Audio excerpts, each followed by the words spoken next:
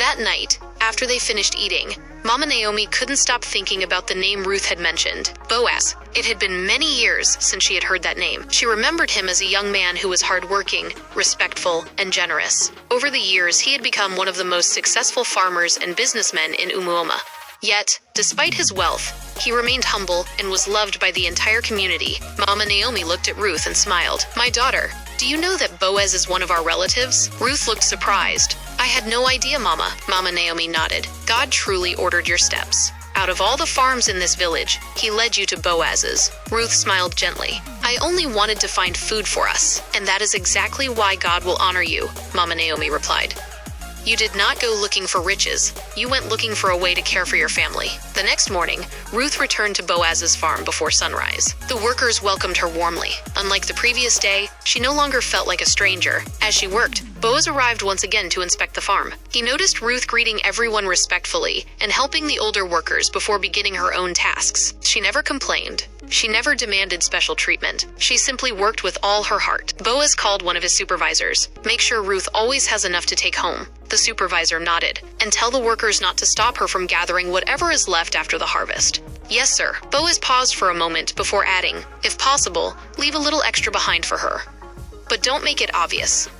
I don't want her to feel embarrassed." The supervisor smiled. "I understand." As the days passed, Ruth continued working faithfully. Every evening, she returned home with enough food for herself and Mama Naomi. Slowly, hope returned to their little house. Mama Naomi no longer worried about where the next meal would come from. The cracked compound was cleaned. The small garden behind the house began to grow again. For the first time since returning to Umuoma, laughter could be heard in the house. Meanwhile, people in the village had begun to notice something. At the village market, two women were discussing Ruth. "Have you seen Mama Naomi's daughter-in-law, the young widow?" "Yes, they say she's the hardest working woman on Boaz's farm." Another woman smiled. "I've also heard Boaz speaks highly of her." The first woman laughed softly. "Well, who wouldn't? She's respectful, beautiful, and hardworking." The gossip spread from one corner of the village to another. Some admired Ruth. Others wondered if there was something more between her and Boaz. But Ruth remained focused on one thing: taking care of Mama Naomi. She never imagined anything beyond that. One evening, as Ruth prepared dinner,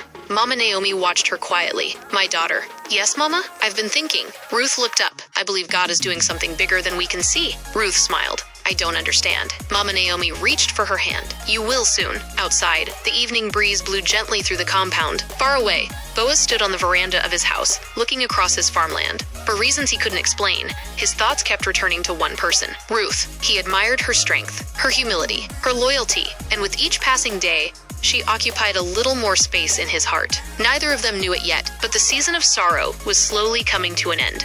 To be continued.